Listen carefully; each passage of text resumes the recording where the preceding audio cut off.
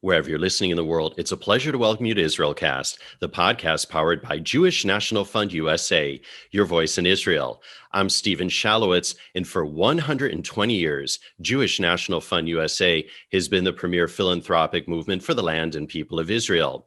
While best known for planting trees in Israel, JNF USA contributes to Israeli life in so many ways, including community development in the Negev and the Galilee, preservation of heritage sites, supporting people with disabilities, and connecting high school and college students to Israel. To learn more and to see how you can contribute, do visit jnf.org. Once again, jnf.org. Hope you got that. All right, as for this episode, we're recording it while a ceasefire is in place after Israel was under attack for 11 days from Hamas rockets fired from Gaza. And to share what life's been like during those harrowing days and to help us better understand what it's like living on the Gaza border, we are so honored to have Adele Raemer return to IsraelCast. Our guest on episode 54, Adele moderates the Facebook page Life on the Border with Gaza, things people may not know, but should. She's been living on the border since moving to Israel in 1975 from the United States. Adele is a teacher of English as a foreign language, a blogger and writer, is affiliated with the Movement for the Future of the Western Negev, and in her spare time is a trained medical clown, where she brings smiles to patients in the pediatric ward in the hospital in Ashkelon. She was included among the Haaretz 10 Jewish faces who made waves in 2018 and was invited to Geneva by an independent investigative committee for the United Nations to bear witness to the border situation in November of that year. In December 2019, she addressed the UN Security Council at the request of the U.S. ambassador to the United Nations. And with that, Adele returns to IsraelCast and joins us via Zoom from her home in Nirim. Adele, it's wonderful to speak with you again. And once again, welcome to IsraelCast. Thank you so much for having me again. All right, listen, we've got so many bases to cover. And before we really get into what's really been going on for the last, week and a half, 2 weeks, for those that may not have heard our previous interview, can you briefly share how it is that you came to live in Nirim in the first place? Sure. As a youth, I was in Young Judea Youth Movement in New York. And after high school, I went on Young Judea Year Course, and this was 72, 73. And I was the plan was to go back to New York and to go to NYU. I wanted to go to the theater. They had a theater department there in NYU. But I was in Israel when they had the auditions. So when I went back to the States in August, I was just doing odd jobs and waiting around for the winter semester to begin. And then, of course, October 73, the Yom Kippur War broke out. And I said, well, what am I doing here? Israel needs me. And I made Aliyah at the end of December 73. I made Aliyah originally to Kibbutz Keturah, which I'm sure many of you are very, very familiar with. Because I was 19 years old and it was the tail end of the Yom Kippur War, as soon as I landed, I was given my draft papers and drafted into the army. And at one point in the middle, I wanted to leave Keturah, but because the kibbutz I was in the Nachal, which is the agricultural kibbutz branch of the army. So because I was in the middle of my army service, I had to get approval from the army to move to a different kibbutz. And Nirim was one of the kibbutzim that were allowed. And that's how I got here. And I've been here since 1975. And for any listener that doesn't know exactly where Nirim is, tell us where it is on the map. We are just about 2 kilometers away from the border with the Gaza Strip, sort of the central part of the Gaza Strip, opposite a city called Abbasan Kabir in Gaza. And as we're recording this right now, we're doing this via Zoom so we can see each other. And you're recording from your beautiful home right now. And before we started rolling, you actually said that the light that's coming in right now are coming from very, very large windows. So those are really your eyes and ears, right, to what's going on, those windows. Because even before, as I said, we started rolling, you also said that I asked you to turn your phone off. And then I said, probably I shouldn't have you turn your phone off, but you said, no, you would hear the sirens. For sure. I would definitely hear the red alert if it were to be sounded now through the loudspeaker in the community. But this is actually the least safe place in my house because of the big windows and because it used to be a porch that we closed in. So during the escalation, I don't spend as much time here as I usually do in my little work corner. Well, we appreciate it, certainly, Adele. Describe really what it's like on a day-to-day basis and what it was like during those 11 days. In other words, how do you plan your life? How do you cook? How do you take a shower, go to the bathroom? Can you talk about that?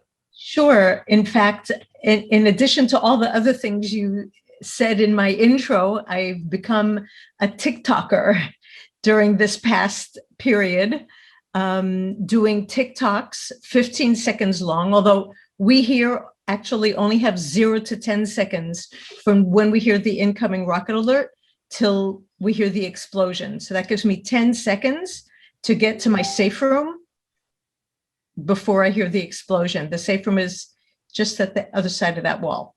Okay. But I have connections with the foreign ministry, and they sent a call out to people to make TikToks that are called the 15-second challenge, hashtag 15-second challenge.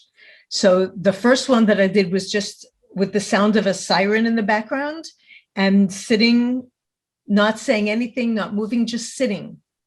And with the words coming down like, when I hear the sound of the siren, I have 15 seconds to get to someplace safe. Would you make it there in time? Or what can you do in 15 seconds? So that was the first one that I made. And then I got all these other ideas of making other TikToks for 15 seconds long, just showing everyday things that we don't usually think about.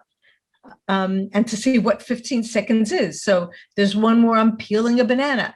There's one where I'm trying to make a cup of coffee. I don't get very far, of course, but another one where I stood outside the house and filmed myself with a key, putting the key in the door, opening the door and running into the safe room. And that's 15 seconds. I mean, to quantify what you can do in 15 seconds, I think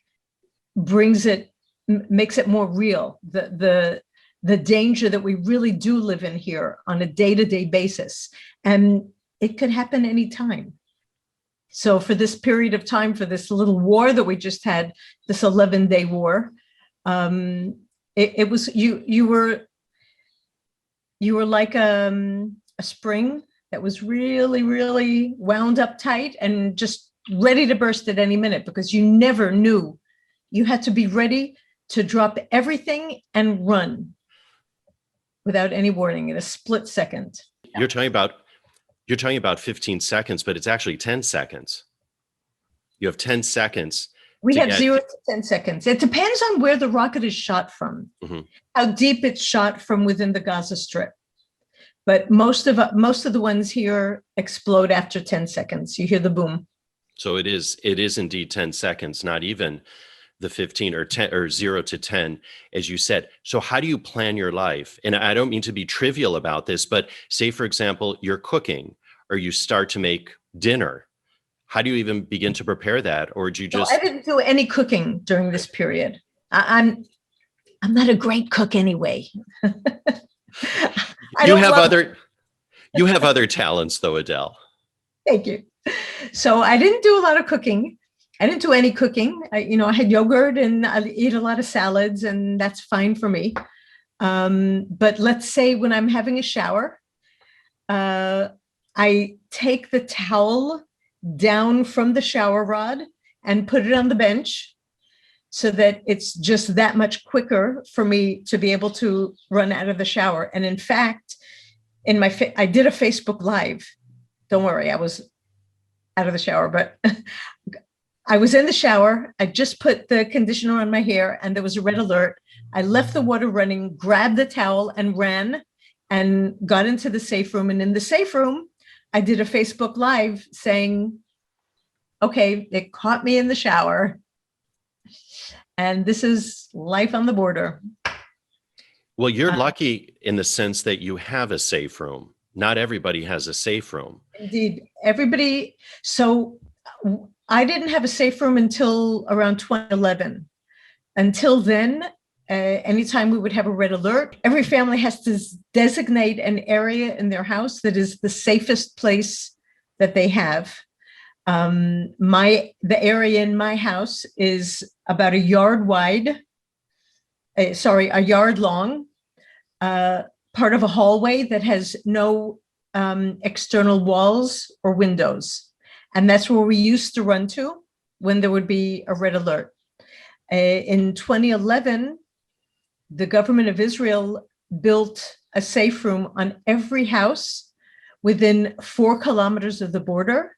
And then it went on and widened it to 7 kilometers. So every house within 7 kilometers of the border has a safe room as part of their house. It was like they built it on the other side of the wall and at the end broke through and put a door there. So I don't have to go outside in order to get into my safe room. Unfortunately, 7 kilometers and a meter, they don't have safe rooms. So houses that are built since, I think it's 1985, or maybe somewhere in the 90s, were required to be built with a safe room, but houses that are older than that do not have them. And there are communities in the Eshkol region which do not have safe rooms. And in fact, in Moshav Ohad, 2 Thai workers were killed during this round of violence because they were in their living quarters having lunch and they didn't hear the alarm. And many were wounded and 2 were killed. Very sad. And then, Adele, how does one calculate, and how do you calculate what you take with you when you hear the siren go off? I grab my phone, I grab my glasses, and I run. That's all I need. Is your phone on you at all times, though, anyway? Well, during periods like that, yeah. Now, like I wrote a post, I think it was yesterday, things I can do that I couldn't do for 11 days. And one of the things that I said was leave my phone in the other room without getting hyperventilating about it. Can we talk about pets for a second and animals? Because I can't imagine what it's like for them when the sirens are going off. They're very sensitive to sound. And then for the pet parents to have to get the animals, the pets, the dogs, the cats, for example, let's first talk about them, house pets, and then take them into the safe room. Forget about cats. They're like all over the place, and their dogs will come with you. Dogs like are trained. My dogs, when they used to hear it, they used to run for the safe room. They used to know, like they were trained, very Pavlovian. But during 2014, I gave my dogs Valium that was prescribed by my vet because I was sure they were going to have a heart attack with all the noise, not from the red alerts, but from the explosions, because it's very noisy here. It was very noisy now as well. It's not only the rockets that are coming in and the incoming rocket warnings, but you also have artillery all around you. And then sometimes you have airplanes above you shooting into the Gaza Strip. And that's also really scary. That like all of a sudden you'll hear a really loud explosion. And until I realized that it's not something that exploded here, but it's something above me shooting into the Gaza Strip. I'm hearing disabled. So I don't hear all of the sounds as sharply as I used to, but it also be like in 2014, sometimes you could even hear the whistle before you heard the red alert. You'd hear the whistle, if it was the whistle or the launching, like the sound that it makes, the whoosh, beforehand, before you even hear the red alert. Certainly with the mortars, which didn't always trigger the red alert, the Iron Dome system. And plus, this time we have Iron Dome. We've only had Iron Dome for the past 3 or 4 years, because until then it didn't cover the short range missiles. We were just too close. And the Iron Dome at that time a missile would have to get to a certain height in order for Iron Dome to be able to take it out. Now we have, I think it's called David's sling or something like that. We have Iron Dome-like things, defensive missiles that do get the shorter range missiles and protect us. And there have been a number of missiles that exploded on my kibbutz this time. So it doesn't get all of them, but they say it takes 90% of them. So. And I'm not going to get into U.S. politics here, but I bet Adele and her community and everyone else is very happy that that Iron Dome is there. Absolutely. Iron Dome not only protects me, but it also protects the Gazans, because if their missiles had been able to flatten a high-rise building in Tel Aviv or do much more serious damage than it already did, the cost in Gaza in lives would have been horrible, because we would have had to retaliate much, much more heavily. And I'd like to say at this point, there's this, I keep hearing disproportionate response, and that just sort of sets me off, because if somebody were coming at you to kill you with a knife, and all you had was an Uzi, would you say, well, this is disproportionate because he's only got a knife, so I'll just let him kill me? When you're being attacked, you defend yourself with everything you've got. And I do not think that we need to make excuses for defending ourselves. And I was reading an article that was talking about Israeli bombardment and this and that. I'm thinking, they didn't even mention the fact that this all started because of Gazan bombardment on Israel, on Jerusalem, on Tel Aviv. The press, the things that I'm getting sent are so slanted, so misinformed, so one-sided, and lacking a whole bunch of details. Well, building on that, what then do you make of all of these celebrities that have become overnight Middle East specialists? The Trevor Noahs, the John Olivers, the Hadid sisters, Mark Ruffalo. I know Adele has been very busy doing other things, so I know you haven't been following everything, but you might have caught or heard a glimpse of what's been going on in the popular zeitgeist and what some of these celebrities have been saying. So what would be your response, and just what are your general thoughts? So I haven't actually heard most of them. I did hear John Oliver, because a few people in Israel took the speech that he gave and broke it down bit by bit about why the different things that he mentioned are just wrong. But I don't know, when the whole thing of celebrities all of a sudden becoming military analysts and specialists,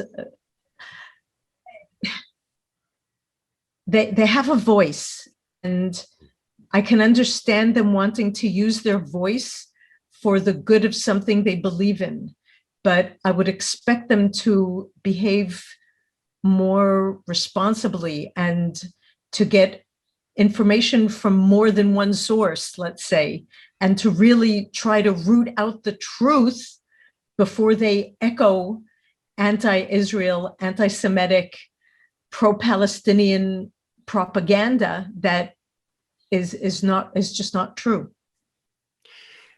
You just mentioned anti-Semitism, and dare I say, it's reared its ugly head once again all throughout the world. Here in the United States, New York City, Jews, supporters of Israel getting beaten up on the streets.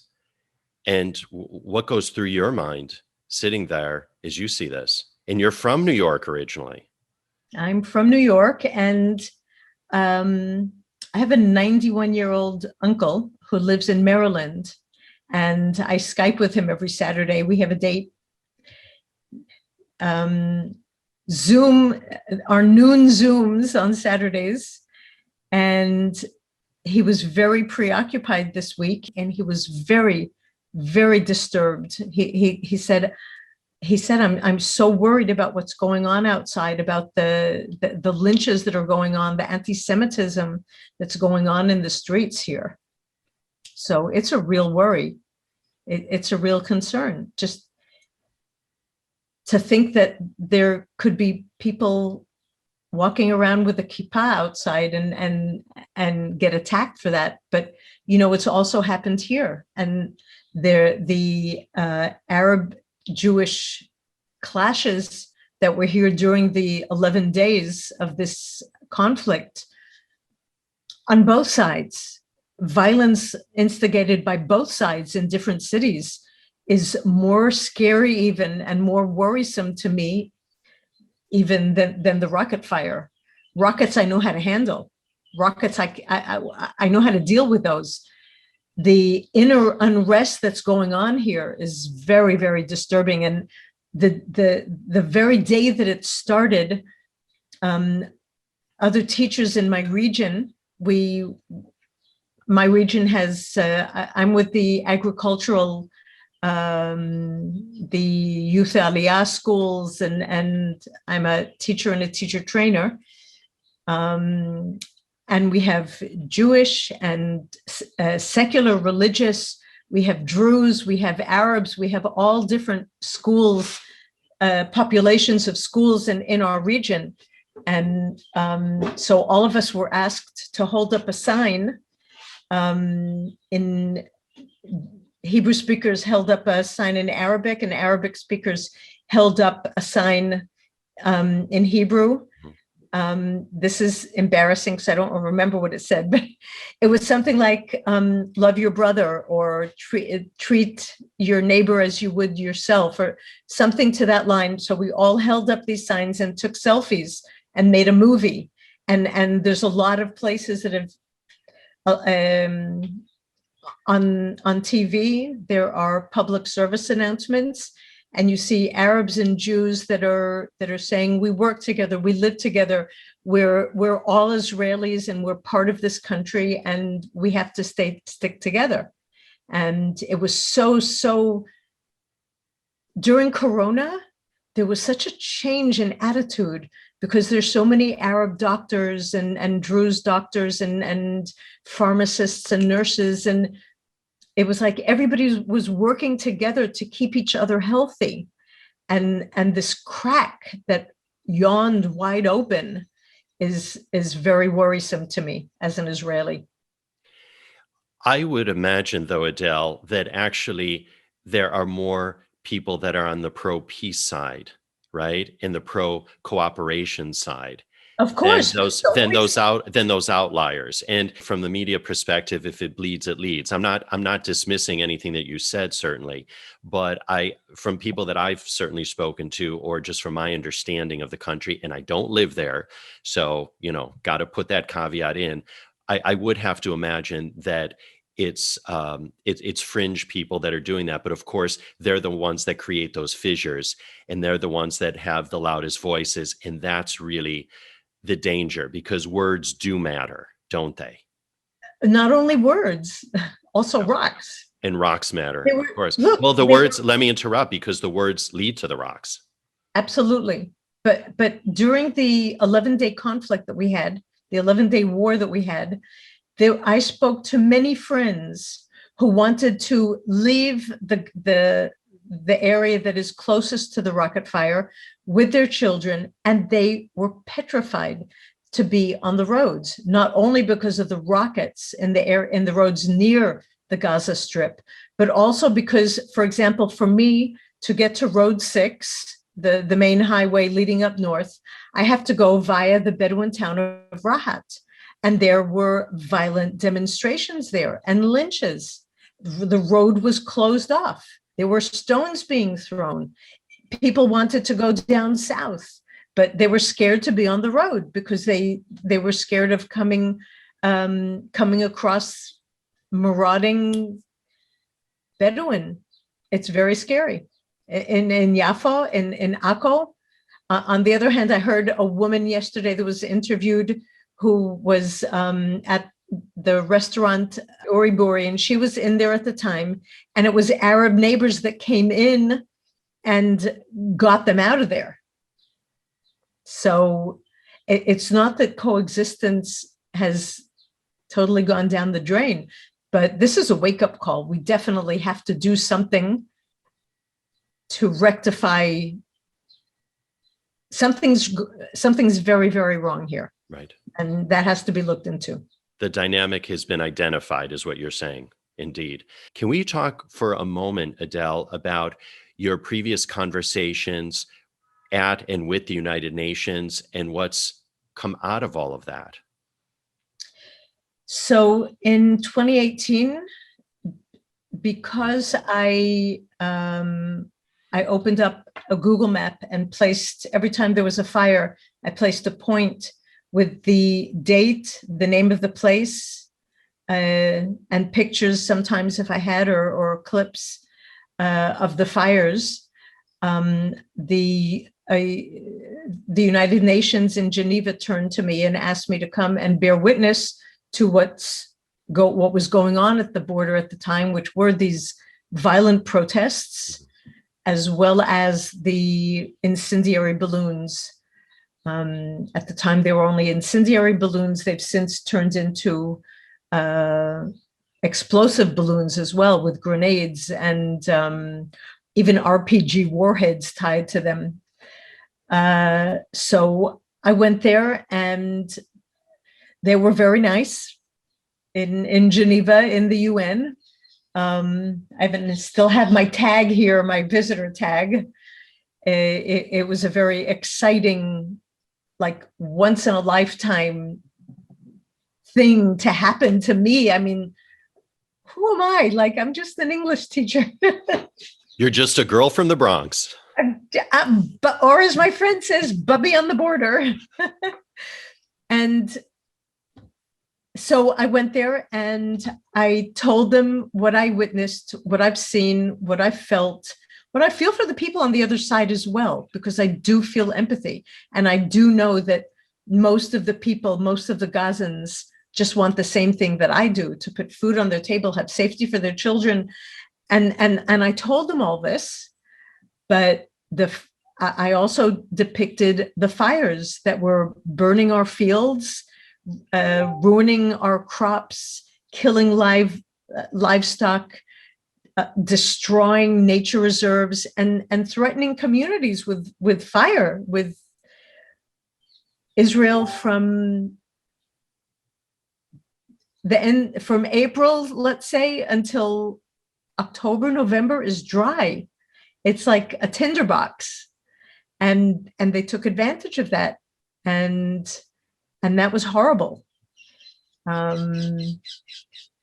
What came out of it? So first of all, it upset me a lot that I didn't pay attention to the name of the committee in English before I went there. The name of the committee in Hebrew didn't manifest this, but in English, it was the committee for the violence in the Gazan occupied territory.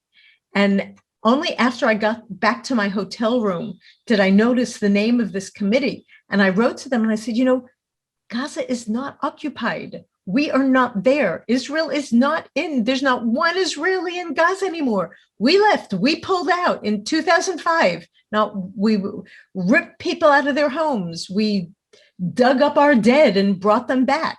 We're not there. It's not occupied. And there's a big difference between occupied and blockaded. But anyway, bottom line, nothing really useful came out of it. Like, I thought that it was going to be a little bit more in our favor, but it was not. And have they reached out to you since?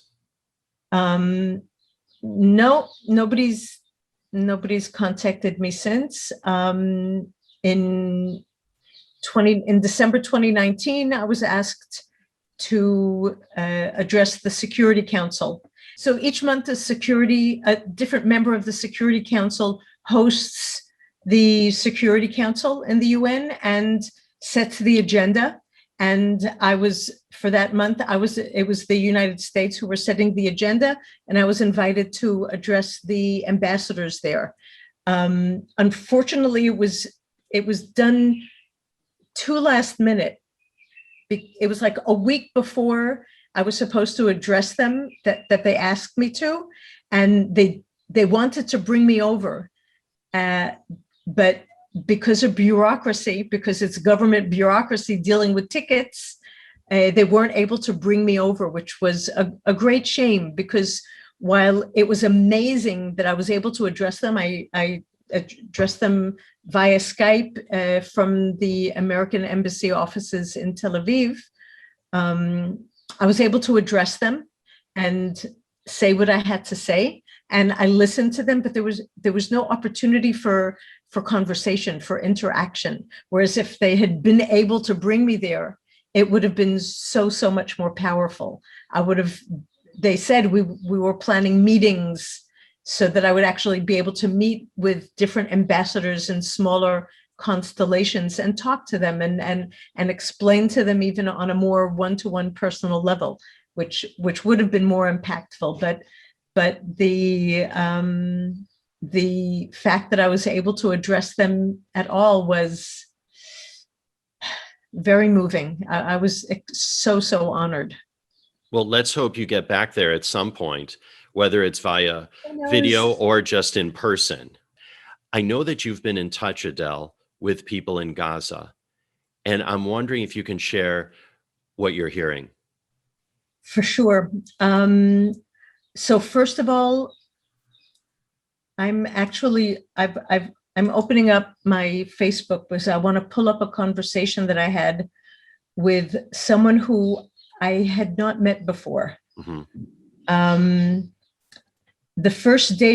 So first of all, I am in touch with Gazans. I've done projects with people from Gaza that had Israeli youth and Gazan youth doing things parallel. Unfortunately, the Hamas have clamped down on that. Those people on the other side of the border these are people that believe that there could be a different way. They believe that we could be good neighbors. They believe that the youth need to be educated differently to understand that we don't have horns and we don't all want to kill them. None of us want to kill them unless we're being shot at. But they've tightened up. And it's gotten a lot harder for them to be able to do this. So anyway, the first day of this conflict, in my Facebook group, I opened up a room. I'd never done that before. And I said, well, what the heck? I'm in my safe room, nothing better to do anyway. I'll try it. So I opened up a room in Life on the Border, and a friend from Maryland popped in and we were chatting a little bit, and other people popped in and they were just sort of listening, watching, but they didn't come on camera. And then all of a sudden it opens up and I see an Arab woman on camera. And she says, I'm from Gaza. And we were talking, and she said, my father, I've never been in Israel. I've never met an Israeli, but my father used to work there. And he has wonderful stories of the Israelis that he worked with. And I know that most of the Israelis are good people and they don't want to hurt me, except the soldiers. So I thought, now, okay, how am I going to put this in a way that she can accept, that she can understand? So I said, well, these soldiers are my husbands, my brothers, my sons, my fathers. They're us. They're there they're protecting me because I'm being shot at. But they're good also. So she didn't really respond to that, but she said, it's very scary here. There's big bombs. She said, I had done a Facebook Live that morning, or the day before, when I had when the whole thing kicked up. I was in Beersheba with my daughter, and we were driving home, and we left Beersheba about 5, and we knew that it takes about 50 minutes to get home. And they were saying at 6 o'clock, if the police are not off of the Temple Mount, we're going to start shooting rockets. And so we were getting really nervous, and everybody was taking it very seriously, and they were blockading the roads into our area.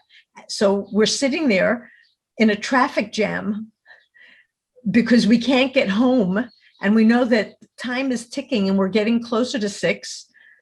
And finally, we got into Nirim at 10 after 6. We heard on the radio the sirens that were going off in Jerusalem, and that there were rockets being shot at Jerusalem. And we knew it was just a matter of time till we started getting rockets on Nirim. So we got off at her house and sort of collected ourselves and calmed down. And then I had to walk home. It's like a 3-minute walk, but it's my son-in-law could have taken me in the car, but it's scarier to be in a car. Like I'd rather be walking and outside walking than in a car when there's a red alert, because it's just easier to duck into a safe room or next to a building. It's easier to get out, to get someplace safe. So, but I Facebook Lived my walk home, and my fear was tangible. So the Gazan woman said, I don't understand why you're afraid. You have all of this protection, and you have safe rooms, and you have the army protecting you. And how can you be scared? I'm not scared. I live here and I'm not scared. And there's all these bombs going off around me. So, and then she left the room. And then a couple of days later, a journalist contacted me, probably because she's also in Life on the Border. And she said, we want to have a Zoom with you and this woman from Gaza to talk about the things that you have in common. And I thought, wow, that will be very hard, but it will be so amazing. So I agreed, and I had like a pre Zoom talk with the journalist to think of how we can focus the points so that it just focuses on what we have in common as opposed to the difference. And I'm not naming this woman on purpose because I want to read something that she wrote to me. She canceled in the end. She didn't do it. And the journalist just wrote, I'm sorry, she canceled, and she didn't know why. So I wrote to the Gazan woman, and I wrote her, hi, are you okay? And she answered me, so far so good, what about you? And I said, hanging in, I have my safe room, my community. I understand that you canceled the interview, so I was concerned. She said, no worries, I'm alive. And I said, phew, well, why did you cancel? So she wrote, I do care about you, but there's no comparison between the situation in Gaza and in your area. I can't take it anymore. I'm sending you a video contains some of the destruction in my city. Also, I lost 3 of my best friends. So I didn't watch all of the video. I saw the beginning, and it was of a Gazan child crying. And we actually had some interaction on Facebook because some children up north drew a picture and sent a message to the children in Gaza. We don't want to fight with you. We want to be your friends or something like that. And we're worried about you. And she sent some pictures back that were kind of, they weren't in the same tone. They were, we love you too, but I'm sorry, I can't talk now. I can't find my dolls because my house has been bombed. Or I hope you're okay, but I'm homeless. I've lost my home. Like, you know what I mean? Like not in the same tone. So that's which is a reason that I was a bit concerned about this interview. But so anyway, I didn't watch all of the video that she showed me, but I did respond. I said, I'm so sorry for your loss. I know that the situations are very different and it's hard to compare, but our humanity is what we have in common. As humans, as mothers, as educators, we have more in common than we are different. The fear we feel, the fear our children feel, the sleepless nights, older children going back to wetting their beds, not being willing to move without being near their parents. This is the same on both sides. You know, if my granddaughter is afraid, she's afraid.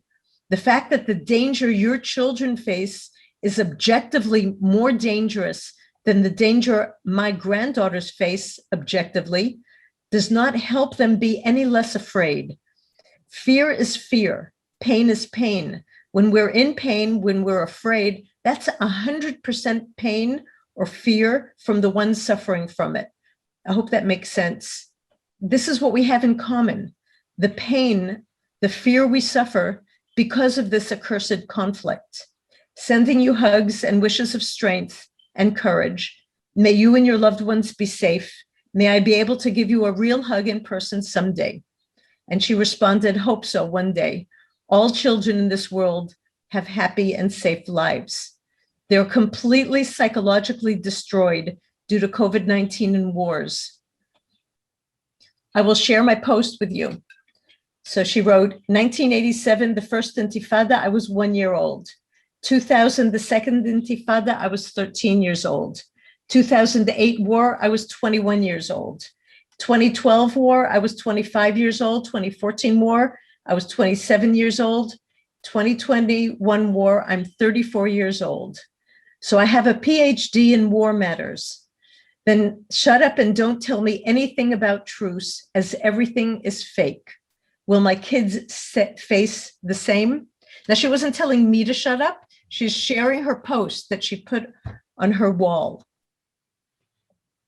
And I responded, I said, the problem is that we don't have truces with agreements and understandings and an international body to oversee the money that comes into Gaza, to see that it gets to the people, to build and rehabilitate Gaza for its citizens, to build hospitals and schools and houses. She said, we don't need money. We need to stop this. And then I continued, we have ceasefires. That means that it's only temporary and lasts as long as there is no shooting. What do you think would stop it? And she responded, after this war, I will gather my friends to help everyone who lost his family or home. We will rebuild our city by ourselves. And I told her, Inshallah, and she gave me a little heart. And that was our interaction. And people to people. Yeah. It's people to people that build bridges. And it's people expressing empathy for the other side, which we both did, which I think is so precious. Adele, I'm really glad that you shared that communication between both of you. I mean, it's very powerful. I don't even know what to say or where to go with that. That's what it's about. It's about people to people, isn't it? And I hope you do. And I hope you do stay in touch with her. Do you think you will? I will. I plan to write back to her to see how she is.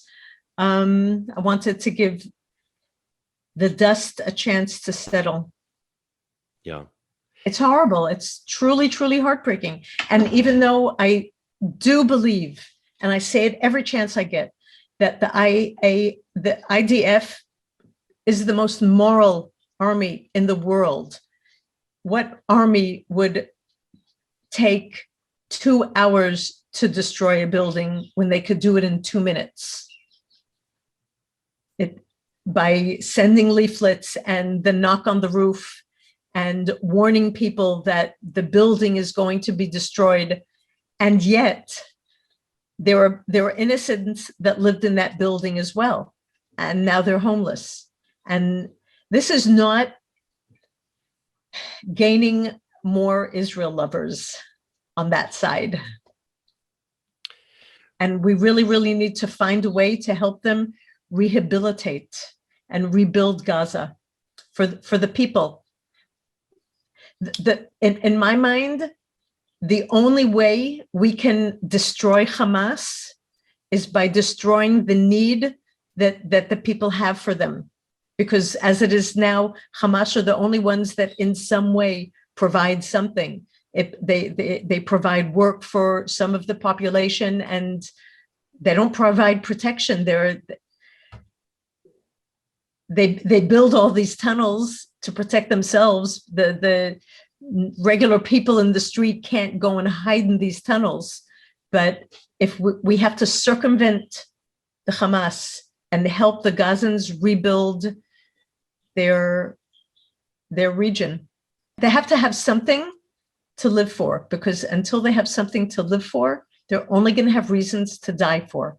And hungry neighbors, frightened neighbors are dangerous neighbors.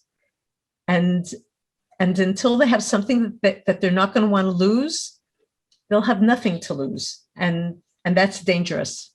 As long as that situation is as it is, then my life is in danger, and my grandchildren's lives are in danger, and my daughter, and my community. Well, listen, Adele, as we begin to wind down our conversation, I would like to leave on a rather optimistic note. And I would like to very much give a shout out to Jewish National Fund's Gaza Envelope Task Force, which I know you're in very close contact with. Any message, anything you'd like to share with them or to let our listeners know about them? They give me so much strength. Just the fact that I know that they have my back, they have our backs. The fact that throughout this conflict, I'm in a WhatsApp group with the Gaza Envelope Task Force, and they kept sending messages of empathy and strength and support and love. And our region is so much more beautiful thanks to all of the safe room decoration that's been going on, thanks to the JNF.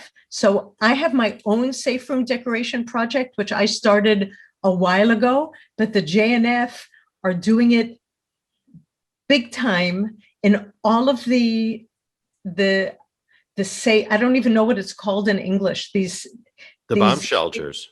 The bomb shelters that go along the road near bus stations and just along the road, along the 232 and around the Gaza envelope. One after another, they have been turned into something, instead of being a huge, ugly piece of concrete in the middle of our beautiful region. They're works of art and optimism and color and beauty. And even in our school, they made a huge wall mural. And every time I walk by there, I just smile. And I'm so proud that I know these people. It's really such a joy. JNF have truly, truly enriched my life with their generosity and their friendship and their vision. We're getting a center built in Eshkol that is going to be amazing, like a center that's going to have Master Chef there and all sorts of things for the kids after school. And it's just, I can't even find the words. I can't even find the words for how much I appreciate it. And I'm thankful for the backing of the JNF and honored to really, truly call them friends and family. Betsy has become like a sister to me, and I truly, truly love her. She called up like 2 hours ago and spoke to me. She's always there for me. And she heads up the task force. She heads up the task force. We're talking about Betsy Fisher. Absolutely. Right. She's a force of her own, isn't she? She is a powerhouse. There's no stopping that woman. Right. She's charismatic and wonderful and serious and a true visionary and a true leader. A true leader. I echo that. Well, Adele Raemer, this has been just an honor, a pleasure. It's been enlightening. And we want to thank you once again for joining us here on IsraelCast. Once again, the Facebook page is Life on the Border with Gaza, Things People May Not Know But Should. Adele, once again, thanks so much for joining us here on IsraelCast. And we'll have info about Adele on the show notes page of our website, jnf.org/IsraelCast. Now, we do release new episodes of IsraelCast every other Wednesday. And just so you never miss an episode, subscribe to us wherever you get your podcasts. Simply search for IsraelCast. And don't forget to rate and review us to make it easier for more people around the world to find us. Or you can always enjoy the show by visiting us at our website, once again, jnf.org/IsraelCast. Hope you got it. Now, it takes a whole moshav to put IsraelCast together. For that, we thank Vivian Grossman, Alicia Yaffe, Dara Shapiro, and Kevin Solka. Our editors are Jay Rothman, Roman Molino-Dunn, and Jake McGuire from Mirtone Studios in the very heart of New York City. And the music that you hear at the top and tail of the program is titled My Eden. It's by the very talented Rafi Malkiel from his album Water on the Tzaddik label. IsraelCast is powered by Jewish National Fund USA, your voice in Israel. For more information about JNF USA, visit jnf.org. And if you'd like to write to us with story ideas or just to say howdy, we'd all love to hear from you. So do email us at israelcast@jnf.org. Meantime, I'm Steven Shalowitz, thanking you for tuning in and looking forward to having you join us on future episodes of IsraelCast.